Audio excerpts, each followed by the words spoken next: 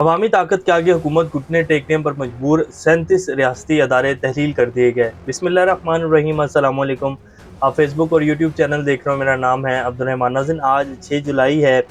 ये जो खबर मैंने आपके सामने रखी है जी, इसकी तफसीलात भी आपको बताते हैं। ये कीनिया में हुआ है जी। अवामी ताकत के आगे जो है हुकूमत ने और जितने रियासती अदारे थे उन्होंने घुटने टेके हैं, और उसके बाद जो है वो अवाम की मर्ज़ी का जो है अब सेटअप लाया जाएगा, क्योंकि उन्होंने जो फाइनेंस बिल पेश किया था उसमें बहुत ज़्यादा टैक्सेस लगाए गए थे और पूरे कीनिया में एहतजाज शुरू हो गए थे।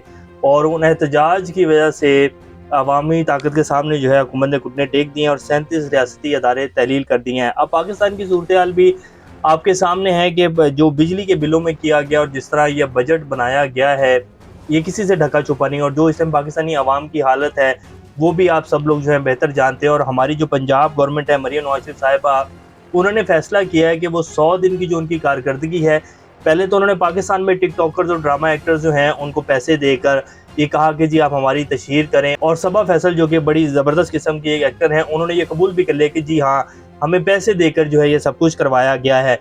तो अब मरियम नवाज शरीफ साहिबा जो हैं उन्होंने ये फैसला किया है कि वो अपनी 100 दिन की जो कारकर्दगी है उसको आलमी मीडिया के ऊपर भी जो है उसकी तशहीर करेंगी, और वहाँ भी जो है पैसा लगाया जाएगा, अरबों रुपए। अब 100 दिन की कारकर्दगी मुझे आपको बताने की ज़रूरत नहीं है, आप लोग खुद आवाम हैं, आप जानते हैं कि इन्होंने 100 दिन में क्या किया और आवाम का जीना दो भर हुआ है कि नहीं हुआ। अब मैं इसकी तफसीलात में नहीं जाऊँगा। इसके साथ साथ कुछ और अहम अपडेट्स हैं जी। अगला हफ्ता पाकिस्तान की सियासत में बड़ा अहम होने जा रहा है। पीटीआई के रिजर्व सीटों के हवाले से जो है वो केस सुना जाएगा। फिर मिलिट्री अदालतें भी जो है वो लगनी है, 8 जुलाई को वो केस भी लगना है। तो अगले हफ्ते में ये फैसला हो जाएगा कि पाकिस्तान आइन और कानून के तहत चलेगा, ये जिस तरह पिछले 2-2.5 साल से चलाया जा रहा है, जिस तरह पिछले 75 साल से पाकिस्तान को चलाया जा रहा है वैसे चलेगा। अब आज की जो कुछ तफसीलात हैं वो आपके सामने रखेंगे। पीटीआई ने जलसा जो है वो कैंसिल कर दिया है। पीटीआई ने ऐसा क्यों किया है? उन्होंने इस्लामाबाद हाई कोर्ट में उसको चैलेंज भी कर दिया है, तौहीन अदालत की दरख्वास्त दी है कि जी ये तो अदालत ने इजाज़त दी थी और हमें जो है वो नोटिफिकेशन भी हमें मिल गया था। और जब हमारे तर्जुमान जो है वो एडमिनिस्ट्रेशन ऑफिस गए, उन्होंने कहा कि जी आए हमें जगह जो है वो एलोकेट करें और हम जो है इस जगह करना चाहते हैं, तरनोल जो चौक है इस्लामाबाद का, तो वहाँ उन्हें जो है गिरफ्तार कर लिया गया। तो वो सारी एक दरख्वास्त जो उन्होंने दायर कर दी है। मियाँ नवाज शरीफ साहब जो है वो काफ़ी दिन बाद जी मंजर आम पर आए हैं और उन्होंने कुछ बोला है, और उन्होंने ये भी बताया है कि जी पाकिस्तान में अज़्म इस्तेहकाम ऑपरेशन बड़ा ज़रूरी है। और उन्होंने क्या कहा है वो भी आपके सामने रखेंगे। इसके साथ साथ कुछ और अहम तफसीलात हैं। इससे पहले अगर आप लोगों ने चैनल को सब्सक्राइब नहीं किया तो रेड बटन को प्रेस कर लें और बेल आइकॉन को भी प्रेस कर लें, ताकि लेटेस्ट अपडेट्स आप लोगों को मिलती रहें और ये जो हमारा ताल्लुक़ है ऐसे ही जुड़ा रहे। सबसे पहले जी ये जो कीनिया वाली ख़बर है, ये जी इस टाइम अफ्रीकी मुल्क कीनिया में अवामी ताकत ने हुकूमत को घुटने टेकने पर मजबूर कर दिया। सदर मुमलिकत विलियम रूटो ने जुम्मे को बड़े पैमाने पर सरकारी अखराजात में कटौती का ऐलान कर दिया।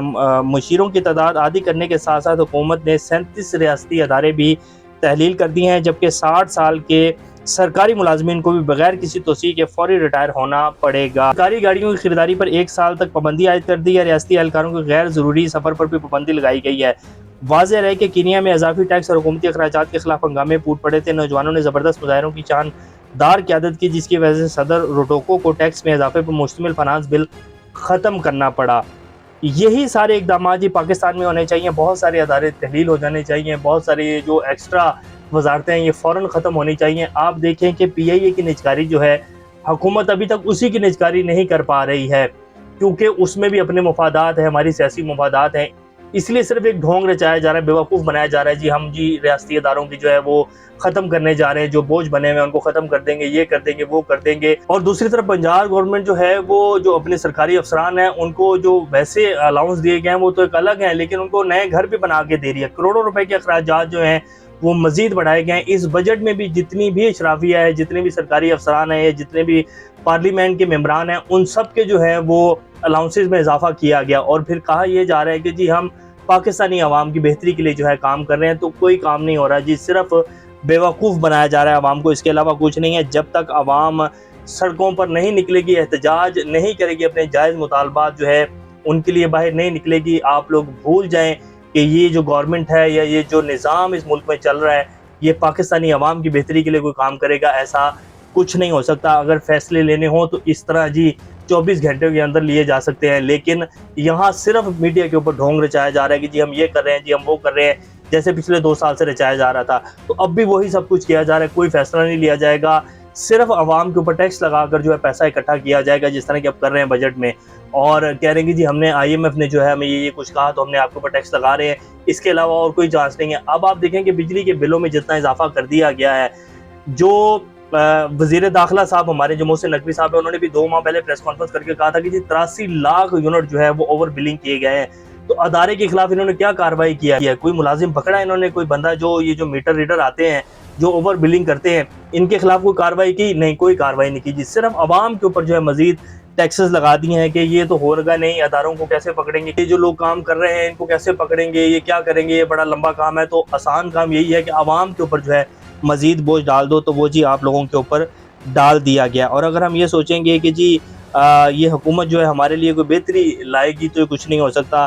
اب کل جی کور کمانڈر کانفرنس ہوئی ہے اور عزم استحکام آپریشن کے حوالے سے بات کی ہمارے آرمی چیف نے، بہت بڑی خبر ہے اور وہ بھی آپ کے سامنے رکھ دیتے ہیں کہ کیا کہا گیا ہے جی اس کانفرنس میں۔ Rawalpindi army chief general Asim Munir کی زیر صدارت 265ویں کور کمانڈر کانفرنس انسداد دہشت گردی کے لیے آپریشن عزم استحکام کو اہم قرار دے دیا گیا۔ Army chief general Asim Munir نے شرکاء سے خطاب میں کہا کہ پاک فوج تمام اندرونی اور بیرونی چیلنجز کو ناکام بنانے کے لیے ہمیشہ تیار رہی ہے۔ چیلنجز کے باوجود فوج پاکستان کے استحکام اور خوشحالی میں کردار ادا کرتی رہے گی۔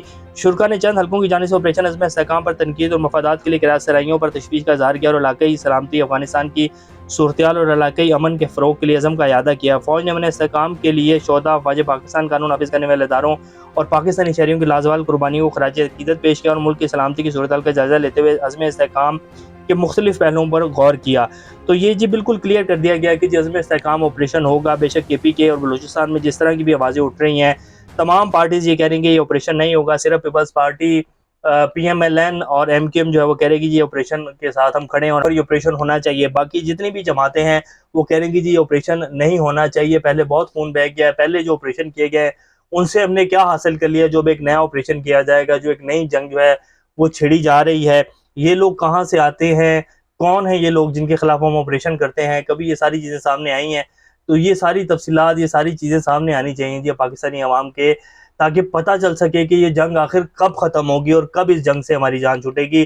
یہ ہر 2-3 سال بعد ایک نیا آپریشن لانچ کر دیا جاتا ہے، جی اتنے دہشت گرد مار دیے، جی اتنا پیسہ لگ گیا، جی یہ سب کچھ ہو گیا، جی اب ہم جو ہے ریہیبلیٹیشن کر رہے ہیں، جی اب ہم جو ہے اب جو دوبارہ اس موڑ پر نہیں آئیں گے۔ ہر 2-3 سال بعد ہم اسی نازک موڑ پر آ کے کھڑے ہو جاتے ہیں اور پھر کہتے ہیں کہ جی اب ایک دوبارہ نیا آپریشن کیا جائے گا۔ تو اب عوام کہہ رہے گی جب ہم آپریشن کو نہیں ہونے دیں گے، لیکن کور کمانڈر کانفرنس میں یہ عزم کا اظہار کیا گیا کہ جی آپریشن تو ہو کے رہے گا۔ اب APC بھی بلا لی گئی ہے جس میں عمران خان صاحب نے جو ہے شمولیت کا اعلان کر دیا۔ وہ کہہ رہے ہیں کہ جی ہم صرف سننے کی حیثیت سے اس میں شامل ہوں گے اور جو ہے دیکھتے ہیں کہ اب کیا وہاں صورتحال بنتی ہے اور کیا APC میں جو ہے کہا جاتا ہے۔ نواز شریف صاحب کہتے ہیں کہ جی پاکستان کو بدنام کرنے والوں کو جمہوریت سے کوئی دلچسپی نہیں ہے۔ سبحان اللہ، اب نواز شریف صاحب کہیں گے جی کہ پاکستان کو بدنام کیا جا رہا ہے اور جمہوریت میں لوگوں کو کوئی دلچسپی نہیں ہے۔ جو لوگ ماشاء اللہ کی پیداوار ہیں، جو جرنیلوں کی پیداوار ہیں، وہ کہہ رہے ہیں کہ جی پاکستان کے لوگوں کو جو ہے جمہوریت سے جمہوریت کی کوئی خاص وہ نہیں ہے۔ عدم استحکام پیدا کرنے اور بین الملک پاکستان کا نام بدنام کرنے والے عناصر کو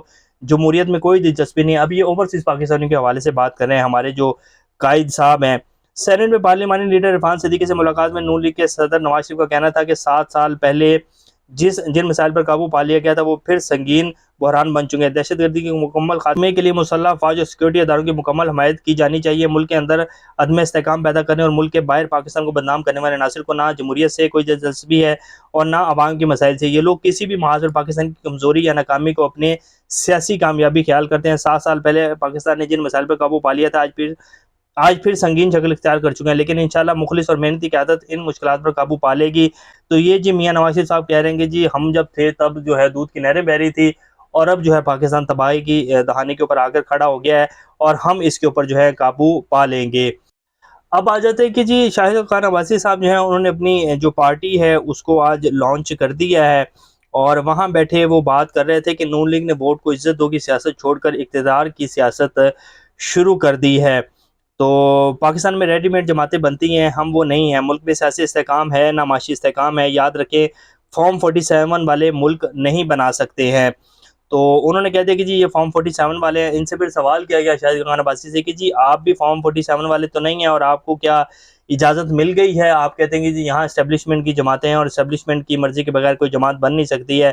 تو جب یہ سوال کیا گیا تو انہوں نے کہا کہ نہیں جی ہم اسٹیبلشمنٹ والے نہیں ہیں، ہمارا اسٹیبلشمنٹ سے کوئی لینا دینا نہیں ہے. اپنی پارٹی کی وہ لانچنگ کر رہے تھے اور وہاں جو ہے انہوں نے یہ بات کی ہے کہ جی نواز شریف نے جو ہے وہ اقتدار کی سیاست کر لی ہے اور ووٹ کی سیاست انہوں نے چھوڑ دی ہے. 60 لاکھ بچے اسکولوں سے باہر ہیں، ایک غیر روایتی سیاسی جماعت ہے، ملک میں مہنگائی عروج پر ہے، برآمدات میں کمی ہو رہی ہے، اسٹیج پر بیٹھے لوگ خود آئے ہیں جو ملک کو بحرانوں سے نکالنا چاہتے ہیں. تو انہوں نے کہا کہ جی صرف ہم ہی دودھ کے دھلے ہیں. ویسے ان کی جو پرانی 35-40 سالہ سیاست ہے وہ اب سب لوگوں کے سامنے ہے کہ شاہد خان عباسی صاحب جو ہیں وہ اسی نظام کا حصہ رہے ہیں. اب ان کی جو ہے میاں نواز شریف صاحب سے اور پارٹی سے جو ہے وہ اختلافات آ گئے، کیونکہ مریم نواز شریف صاحبہ جو ہیں وہ پارٹی کے سربراہ بن گئی ہیں، بیسیکلی سارے فیصلے جو ہے وہ کرتی ہیں. تو اسی وجہ سے شاہد خان عباسی صاحب جو ہیں وہ سائڈ کے اوپر ہو گئے اور اپنی پارٹی بنا لی ہے. تو اب ان کو جو ہے پاکستان اور باقی ساری سیاسی جماعتیں جو ہیں وہ بری لگنے لگ گئی ہیں. یہ سب اسی نظام کا حصہ ہیں جی. اور جو ہے انہوں نے بھی اتنا کی کچھ کرنا ہے پاکستان کے لیے جتنا یہ باقی جماعتیں کر رہی ہیں، سوائے عمران خان کی اور پی ٹی آئی کی. میں صرف عمران خان کی بات کر رہا ہوں، باقی لوگوں کی بات نہیں کر رہا. اب آ جاتے ہیں کہ جی پی ٹی آئی نے جلسے کا جو ہے وہ منسوخ کر دیا ہے. اور اس وقت کی جو قیادت ہے نا جی پی ٹی آئی کی، بیرسٹر گوہر علی خان ہوں، جتنے بھی لوگ اس ٹائم سامنے ہیں، ان کا کام نہیں ہے کہ یہ پی ٹی آئی کو چلا سکیں گے. اور یہ پی ٹی آئی کو جیسے عمران خان لیڈ کر رہے تھے فرنٹ فٹ کے اوپر آ کر، اور جو ہے وہ جلسے بھی کرتے تھے، وہ جب کہہ دیتے تھے کہ ریلی نکلے گی تو ریلی نکلتی تھی جی. اور ان کو اجازت مل چکی تھی باقاعدہ. جسٹس بابر ستار نے کہا تھا کہ جی آپ جلسہ کریں، میں آپ کے ساتھ ہوں. لیکن پھر جب انتظامیہ نے کہا کہ نہیں جی آپ کا این او سی منسوخ کر دیا گیا، حالانکہ عدالت کی اجازت موجود تھی، پھر ان کو آج جلسہ کرنا چاہیے تھا. لیکن قیادت جو ہے وہ کمپرومائزڈ ہے اور یہ نہ تو تحریک چلا سکیں گے جی اور نہ ہی یہ اپوزیشن کمال کی کر سکتے ہیں. 90-95 لوگ ہیں جی ان کے پی ٹی آئی کے اپوزیشن میں. اور اپوزیشن کیا ہو رہی ہے وہ بھی آپ سب لوگ جانتے ہیں کہ کیا انہوں نے ایسا جو ہے حکومت کو مجبور کیا ہے ابھی تک کہ وہ ان کی جو ہے کوئی بات مانے یا ان کے ساتھ آ کر بیٹھیں، یا ان کے لوگوں کو جو ہے جو بے وجہ قیدی بنائے ہوئے جی حکومت نے سیاسی قیدی، اور ان لوگوں کو ریلیز کریں. تو اپوزیشن تو جی باقاعدہ اسمبلی میں آواز بھی نہیں اٹھا رہی ہے کہ جی ہمارے بے قصور لوگوں کو تو آپ چھوڑیں نا، جن کو 9 مئی کی ان میں پکڑا ہوا ہے. تو کچھ بھی نہیں کر رہے ہیں، صرف وہ جو ہے عہدوں کے مزے لے رہے ہیں، اس کے علاوہ کچھ نہیں ہے. تو یہ لوگ لیڈ نہیں کر سکتے ہیں جی. خاص طور پر بیرسٹر گوہر علی خان صاحب ہوں اور اپوزیشن لیڈر عمر ایوب صاحب ہوں، حامد خان صاحب ہوں، ان لوگوں کے بس کی بات نہیں ہے پی ٹی آئی کو لیڈ کرنا. اور عمران خان جس طرح پی ٹی آئی کو لے کے چل رہے تھے ویسے لے کر آگے چلنا. بہرحال آج اسلام آباد ہائی کورٹ میں درخواست دائر کر دی گئی ہے کہ جی یہ توہین عدالت کی گئی ہے، عدالت کے آرڈر کے باوجود ہمیں جو ہے وہ نہیں جلسہ کرنے کی اجازت دی. تو دیکھتے ہیں صورتحال جو ہے بنتی ہے. اور نیکسٹ جو ہفتہ شروع ہو رہا ہے جی، اس میں بڑے اہم کیسز لگنے جا رہے ہیں.